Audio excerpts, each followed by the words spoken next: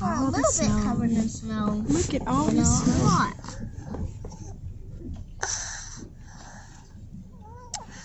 And we are having to go to a hotel because we are in an outage. What's an outage? No power. That means there's no power. So we're going to give it those.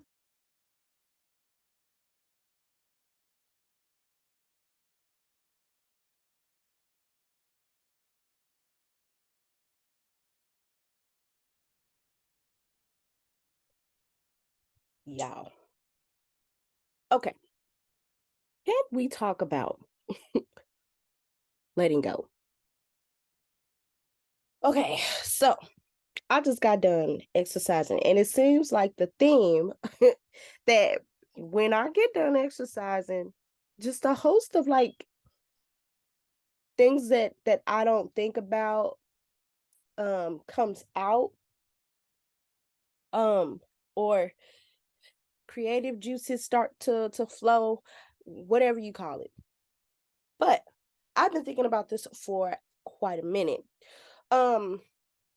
So I want to talk about when you are stepping into a space that is uncharted territory, and I am finding my confidence in this new space.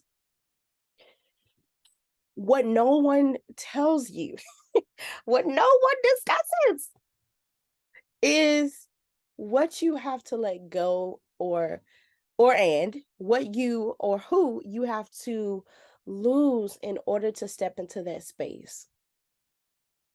And for the past year, y'all, it was like, now we just went through 2020. Okay. That was 2020 was a lot. And for me, 2019 was a lot.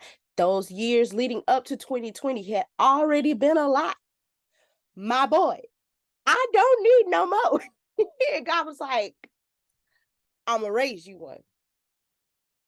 After 2020, it was like 2021 came, and then 2022 came, and now we are here in 2023, kind of looking in the blinds, kind of ducking like, what you gonna bring this year? But in 2021, here in Texas, we had the winter storm of all winter storms for us Texans. And it changed the trajectory of a lot of lives, including mine. And I didn't realize it, but okay, God, we're going to be ambitious during the time that there is a winter storm. So, even though 2020 was already an upheaval, we went through, or my family and I, we went through more of a change because our apartment flooded because of the winter storm twice. Not only did it flood, um, it flooded twice. There was a leak in the ceiling. And it turns out that our neighbor that was upstairs, their ceiling fell in, and their pipes busted. And of course, so did ours and a lot of people's. And because they didn't notify in time, the leakage and the water damage started seeping into our ceiling, and our ceiling, you know, came I don't know what the word is, but basically we had a huge gaping hole in our roof, and so I guess you can say that our roof caved in too. So we have this roof damage, we have this, leakage, mold is starting to set in. There was so much that was going on, and then nobody got to us. It took like 7 days for us to get help, or for somebody to, for the leasing office to come around and like assess the damage, because either they didn't believe like it was as bad as it was, or they were just so overwhelmed with not only the residents apartments were bad, the pipes busted all over the place. There was no power for a while. And then the apartments that were vacant, they couldn't house anybody in those spaces either, because it was it was literally chaos on top of chaos. There was damage in the vacant apartments as well, so it was literally like we were at a standstill in so much chaos. Thank God that we have an amazing insurance company called Lemonade Insurance. And no, this is not sponsored, but if you guys would like to sponsor me, I would love that, because they are so amazing. From the beginning to the end, we were homeless about maybe 3.5 months. We had no place to live. At the beginning, we stayed in certain hotels. They put us up in very nice hotels. The hotel that we tried to get on our own, while they were trying to sort out, to sort out our issues and whatnot before the leakage and all the damage came. We tried to go to a hotel and the hotel blacked out, so we lost money. And then when the damage came, it was like, God, how much more are you gonna put us through? So our insurance company took great care of us, and not only did they provide like a place for us to stay, they provided money for us to be able to recoup a lot of things that we lost, and the whole nine, food, all of that. And so they ended up putting us in a like a the Hilton has like an extended stay, which I had no idea. And it was very nice. And I think that was the first time that it hit that a transition was underway. We were already in 20, the pandemic and all of that, but that, for me personally, that's when it hit, because I was trying to find a space that, like, okay, we don't want to break the bank or whatever. And God was telling me that I was reaching too low, that my standards were too low.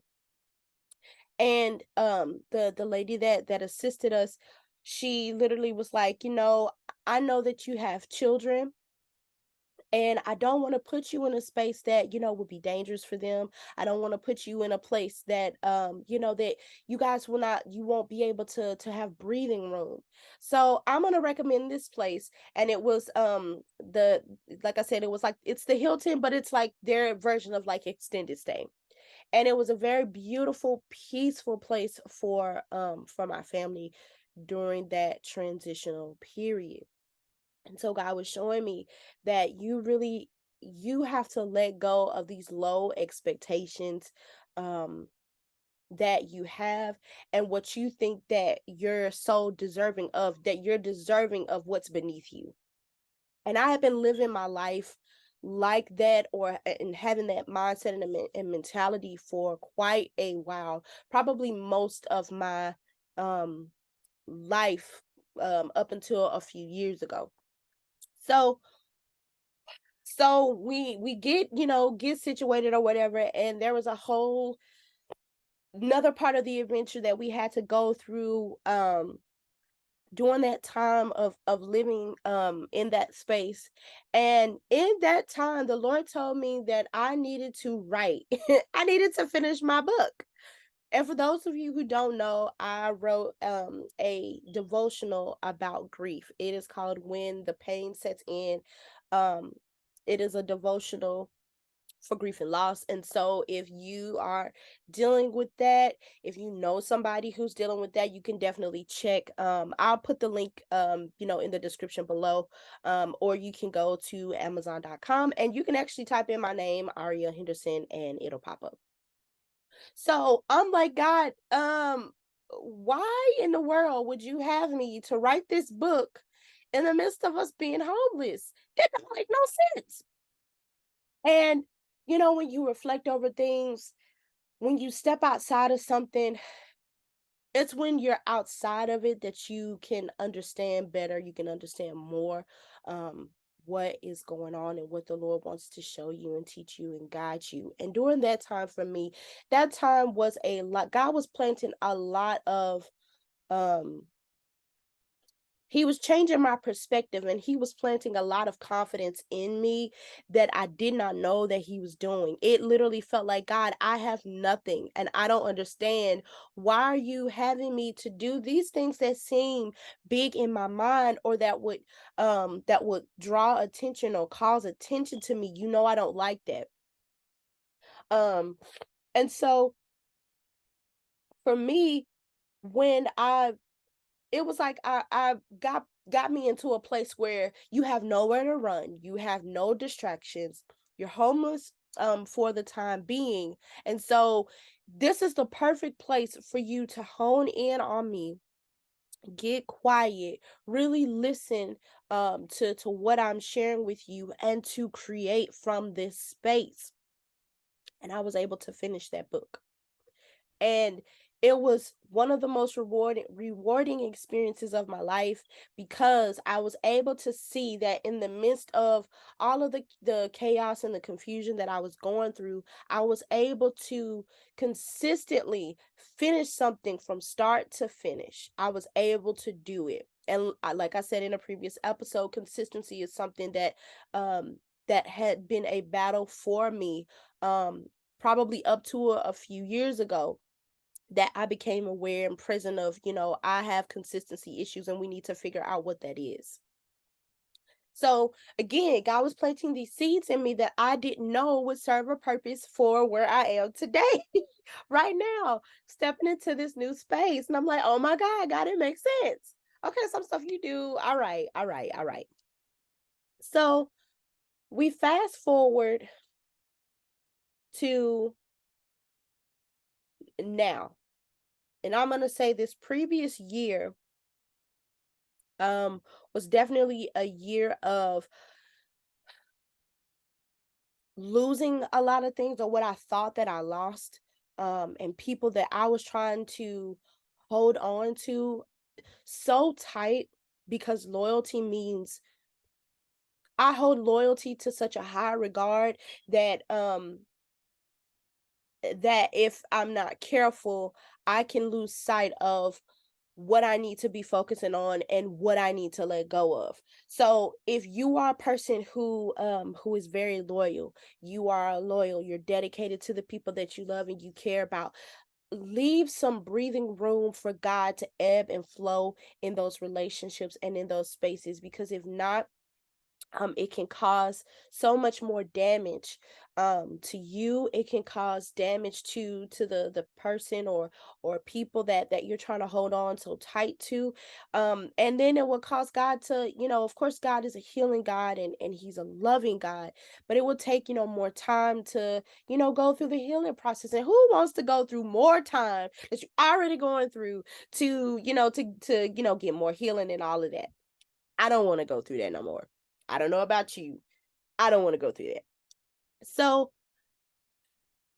it was the one of the hardest seasons um of my, I'm going to say, of my life, because God was literally uprooting so many things that it was like my head was spinning. He was uprooting friendships. And for me, Um, you guys know I've been a little transparent about this, and I said that I would go into more detail about it a little later. Um, but my relationship with my parents has not always been the best. My relationship with my family, we've been close, but close and dysfunctional. And when I moved here to Dallas, I don't know if I've said that, but I'm from Memphis. Um and then I moved to Dallas because I had some family already here. I'd always been um traveling back and forth here, so it felt like home. So eventually, God was like, you need to, pack up your stuff and you need to move to Dallas. And I'm like, God, wait, huh? So when I moved here, um it was a eye-opening experience. Over the years, I met so many amazing people along my journey. I learned a lot. I grew a lot. This is the my stomping ground that I really Um, I was able to make some mistakes, and fail gracefully and not so gracefully. So when you build relationships, and if relationships are so important to you, especially coming from a family that relationships are not um brought up on the things that are healthy and on the right things.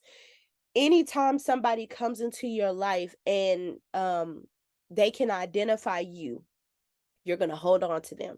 And that's definitely something that I did. There were people that God brought me in my life that were for specific seasons, but because they felt like home, and because I wanted a family, and I wanted to build this family unit, like my friends are my sisters. That's literally how I felt. These friendships were years. Some were decades long.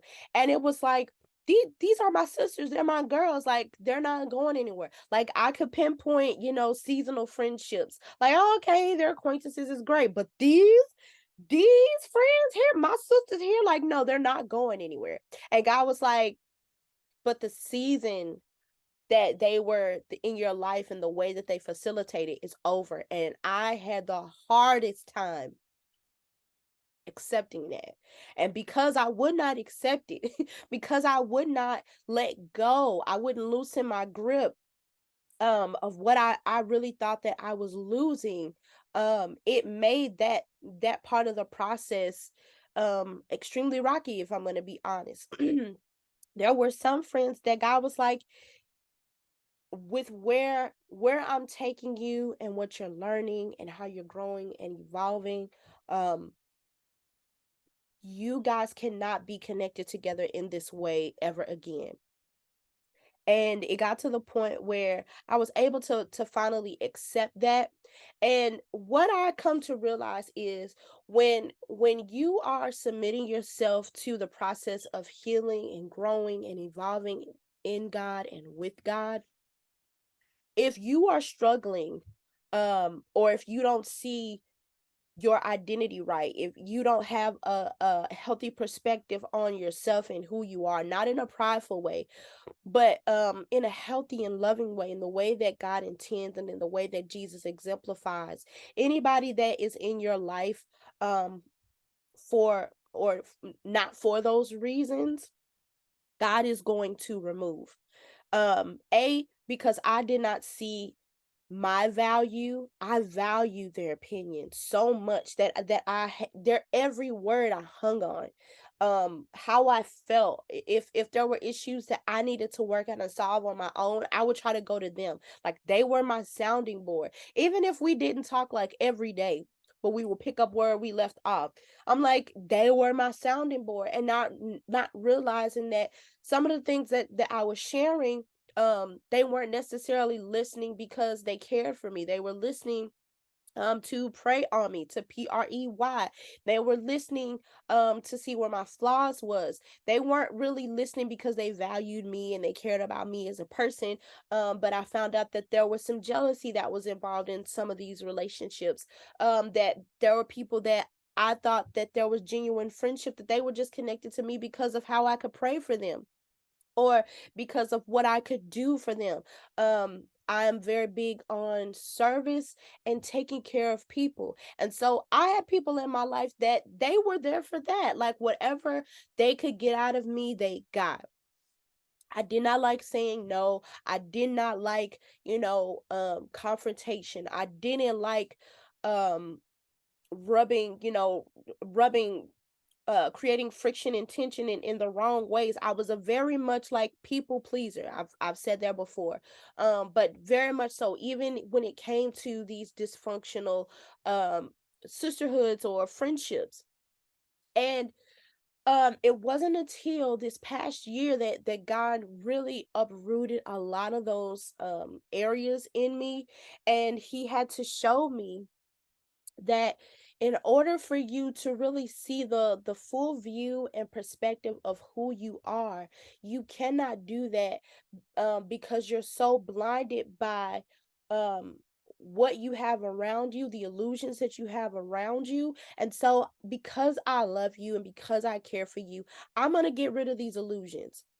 Now, I'm going to show you the difference between what's valuable and who values you and who doesn't. And those who don't, I am removing. And if you trust me, and for me this was something that was a trusting exercise. If you trust me, then I will send to you um the surroundings that you actually need, that will actually value you and not just what you have to offer. And so I watched as God reprioritize people in my life, and I watched him as he reprioritized my own mindset and what I wanted and what was important to me and what I actually needed to become authentically myself, honestly. And so um that process I'm still going through.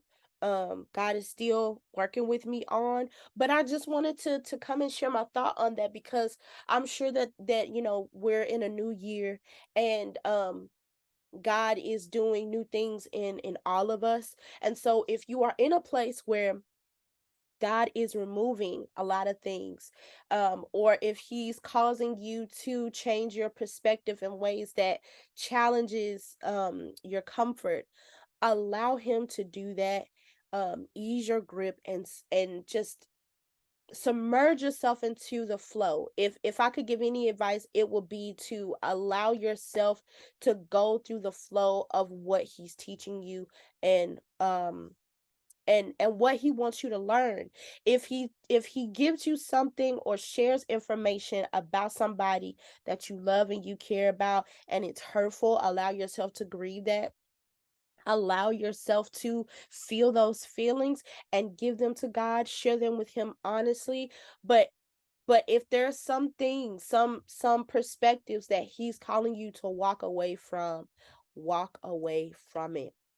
And since that part of the experience, honestly, I have really enjoyed being by myself. And it's not the like being alone, but I've really enjoyed the space that God is creating for me.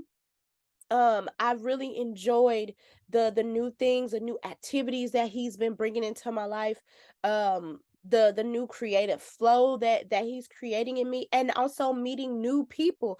God has introduced me to a lot of new people, and building new friendships, and oh my goodness, when I say they are the most refreshing group of people that I've met in a while, that are dedicated to figuring life out with God for themselves. They're not leaning on each other in a way that sucks everybody dry, but they are taking accountability for themselves. They are funny.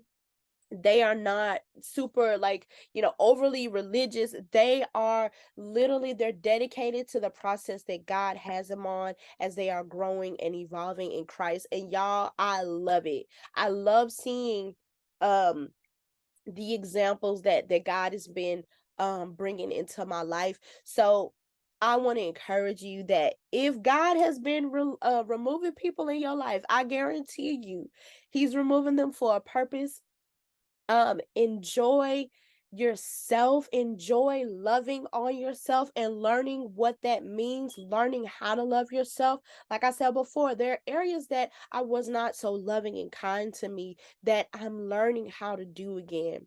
And watch as God brings new people, refreshing people. Let him refresh and restore you through being sociable and getting connected with people that are not like you personality wise, but they love God. You guys have something in common. So be open to those new relationships and foundations. So I want to talk about, because I'm going to make this a topic that is definitely going to be upcoming in more detail, talking about friendships and things like that, because I have a whole experience with this. But for the time being, I hope that we all get to a place where we can enjoy and not feeling guilty and not feeling ashamed to love on ourselves and to say no when we need to say no for our peace. Sometimes you just don't feel like it, and that's all right. That's all right. I don't feel like it. I can't right now, but later on, maybe. Um, Not always having to answer every time someone calls has been, at the beginning, was scary, but literally this has been the most exhilarating experience for me thus far. And so if you are struggling with that, if you are um if you're trying to find your wings in that, allow yourself to feel the uncomfortableness of not responding or not always being the one who helps everybody right now. Let this moment or let this season be about nurturing and nourishing yourself right now. And whatever God um the perspective that he releases from you, that he changes in you, let him do that. When I tell you, this journey, though it has been painful, it has been so much fun. I am a crier. I love to cry. I feel like everybody should cry. Have yourself a good cry at least sometime throughout the week. It doesn't have to be sad, but let your body process and heal what you're feeling, your emotions, happy tears, like all of that is so important to feel and to be alive. Like, we are not meant to be like this drab family that just exists. We are meant to be alive and thrive, because that is exactly who Christ is. That is the character and the DNA of our Father. He is living.